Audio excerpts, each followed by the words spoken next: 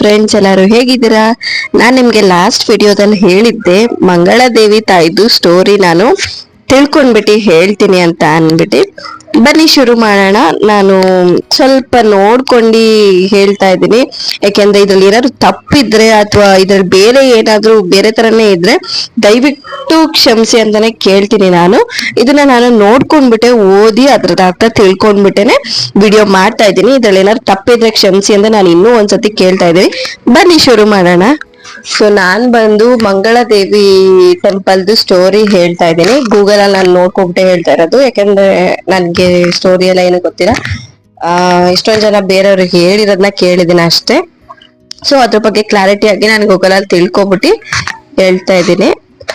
Google ಅಲ್ಲಿ ನೋಡ್ಕೊಂಡೇ ಓದ್ತಾ ಇದ್ದೀನಿ. ಬನ್ನಿ ಶುರು ಮಾಡೋಣ. ತುಳುನಾಡಿನಲ್ಲಿ 10ನೇ ಶತಮಾನದಲ್ಲಿ ಅಳುಪ ರಾಜವಂಶದ ಅತ್ಯಂತ ಪ್ರಸಿದ್ಧ ರಾಜ ಕುಂದಾವರ್ಮ ಆಳುತ್ತಿದ್ದನು. ಮಂಗಳೂರು ಅವನ ಸಾಮ್ರಾಜ್ಯದ ರಾಜಧಾನಿಯಾಗಿತ್ತು. ಆ ಸಮಯದಲ್ಲಿ ನೇಪಾಳದಿಂದ ಮಚ್ಚೇಂದ್ರನಾಥ ಮತ್ತು ಗೋಕರ್ಣನಾಥ ಎಂಬ ಇಬ್ಬರು ಋಷಿಗಳು ಬಂದರು. ನೇತ್ರಾವತಿ ನದಿಯನ್ನು ದಾಟಿ ಮಂಗಳಪುರ ತಲುಪಿದರು. ಅವರು ನದಿಯನ್ನು ದಾಟಿದ ಸ್ಥಳವು ಗೋರಖದಂಡು ಎಂದು ಕರೆಯಲ್ಪಟ್ಟಿತು. ಸೊ ತುಳುನಾಡಿನಲ್ಲಿ 10ನೇ ಶತಮಾನದಲ್ಲಿ ಅಳುಪ ರಾಜವಂಶದ ಅತ್ಯಂತ ಪ್ರಸಿದ್ಧ ರಾಜ ಕುಂದವರ್ಮ ಅನ್ನೋ ರಾಜ 10ನೇ ಶತಮಾನದಲ್ಲಿ ಆಳ್ತಿದ್ರು. ಮಂಗಳೂರು ಅವರ ರಾಜಧಾನಿ ಆಗಿತ್ತು. ಆ ಸಮಯದಲ್ಲಿ ನೇಪಾಳದಿಂದ ಇಬ್ರು ಋಷಿಗಳು ಬರ್ತಾರೆ. ಮಚ್ಚೇಂದ್ರನಾಥ ಮತ್ತು ಗೋಕರ್ಣನಾಥ ಎಂಬ ಇಬ್ರು ಋಷಿಗಳು ಬರ್ತಾರೆ.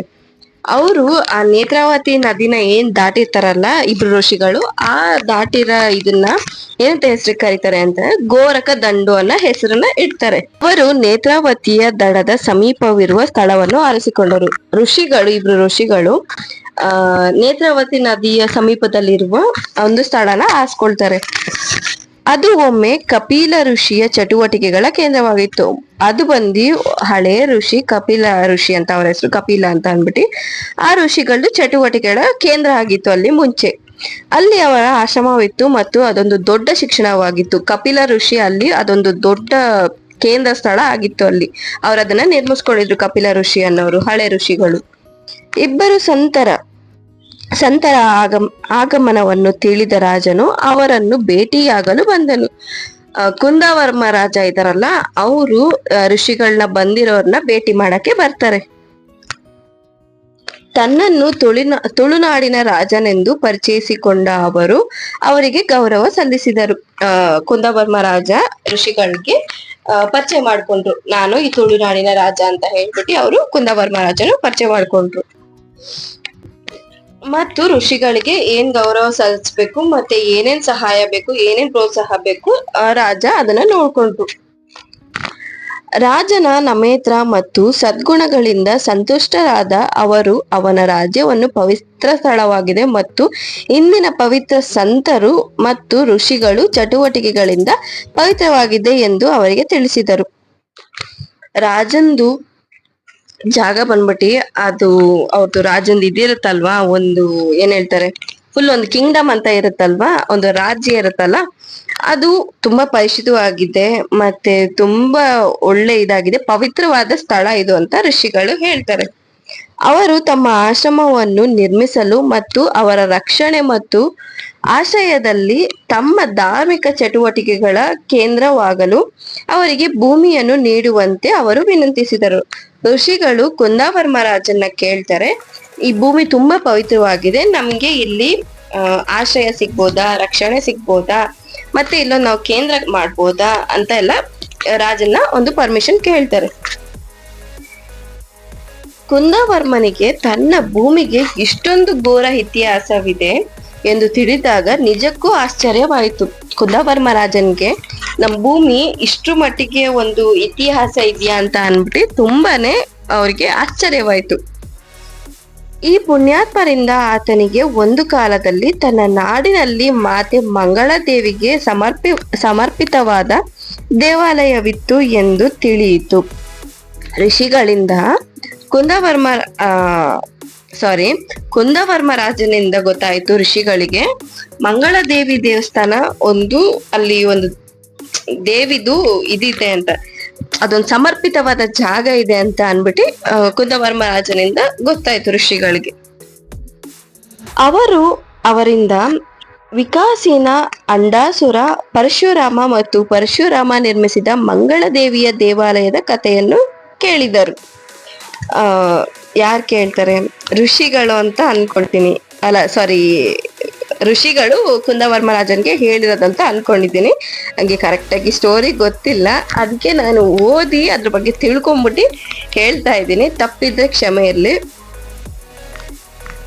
ಈ ಎಲ್ಲ ಐತಿಹಾಸಿಕ ಘಟನೆಗಳನ್ನು ನಡೆದ ಸ್ಥಳಗಳಿಗೆ ಇಬ್ಬರು ಸಂತರು ರಾಜನನ್ನು ಕರೆದೊಯ್ದರು. ಋಷಿಗಳು ಇದು ಏನೇನು ಮಂಗಳದೇವಿದು ಸ್ಟೋರಿಗಳು ಏನೇನು ಒಂದು ಇದಾಗಿದೆ ಆ ಜಾಗಕ್ಕೆ ರಾಜನ್ನ ಕರ್ಕೊಂಡು ಹೋಗ್ತಾರೆ.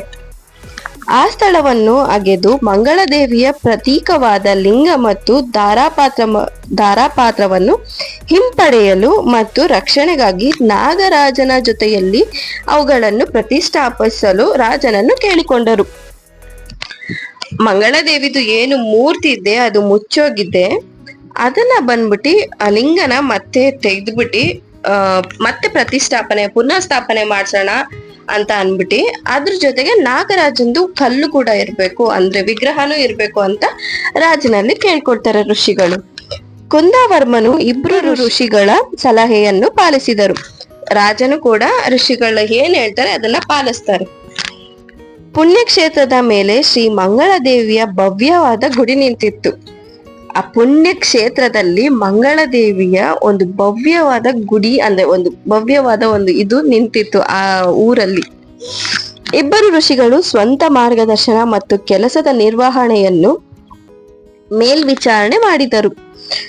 ಇಬ್ರು ಋಷಿಗಳು ಅವರು ಸ್ವಂತ ಮಾರ್ಗದರ್ಶನ ಏನ್ ಹೇಳ್ತಾರೆ, ಹೇಗ್ ಮಾಡ್ತಾರೆ ಅಂತ ರಾಜನು ಅದನ್ನ ಪಾಲಿಸ್ತಾರೆ. ಮಾತೆ ಮಂಗಳದೇವಿಯು ವಿಶೇಷವಾಗಿ ಕನ್ಯರ ಮೇಲೆ ವಿಶೇಷವಾದ ಅನುಗ್ರಹವನ್ನು ನೀಡಿದ್ದರಿಂದ ಈ ದೇವಾಲಯವು ವಿಶೇಷ ಮಹತ್ವವನ್ನು ಪಡೆದಿರುತ್ತೆ. ಮಾತೆ ಮಂಗಳದೇವಿ ಕನ್ಯರಿಗೆ ಅಂದ್ರೆ ಮದುವೆ ಆಗದಿಲ್ದಿರೋ ಹುಡುಗಿರಿಗೆ ತುಂಬಾನೇ ಒಂದು ಅನುಗ್ರಹ, ತುಂಬಾನೇ ಒಂದು ಮೇಲ್ಪಟ್ಟ ಕೊಟ್ಟಿರುತ್ತೆ ಮಂಗಳದೇವಿ ದೇವಿ ಕನ್ಯರಿಗೆ. ಮಂಗಳಧಾರತ್ವವನ್ನು ಅಂದ್ರೆ ಸ್ವಯಂವರ ಪಾರ್ವತಿ ಅಂತ ಅದರದ್ದು ಇದು ಕೊಟ್ಟಿದ್ದಾರೆ. ಆಚರಿಸುವ ದೇವಿಯನ್ನು ಪೂಜಿಸುವ ಧಾರ್ಮಿಕ ಕನ್ಯೆಯರು ತಮ್ಮ ಇಷ್ಟಾರ್ಥಗಳನ್ನು ಪೂರೈಸುತ್ತಾರೆ. ಮಂಗಳಧಾರತ್ವವನ್ನು ಅಂದ್ರೆ ಆ ಮಂಗಳಧಾರತ್ವವನ್ನು ಅಂತ ಅದೊಂದು ಇದು ಏನಂತ ವ್ರತ. ದೇವಿನ ಏನು ಪೂಜಿಸ್ತಾರೆ ಕನ್ಯೆಯರು, ಅವ್ರಿಗೆ ಅವ್ರದ್ದು ಏನ ಮನ್ಸಲ್ಲಿ ಅನ್ಕೊಂಡಿರ್ಬೋದು ಅದ್ ಇಷ್ಟಾರ್ಥಗಳನ್ನೆಲ್ಲ ಫಸ್ಟ್ ಕನ್ಯೆಯರಿಗೆ ಒಂದು ಮೇಲ್ಪಟ್ಟ ಕೊಟ್ಟಿರೋದಲ್ವಾ, ಹಾಗಾಗಿ ಕನ್ಯರು ಏನೇ ಒಂದು ಮಂಗಳ ದೇವಿನ ಬೇಡ್ಕೊಂಡ್ರೆ ಆ ಇಷ್ಟಾರ್ಥಗಳು ಖಂಡಿತವಾಗ್ಲೂ ಪೂರೈಸುತ್ತೆ.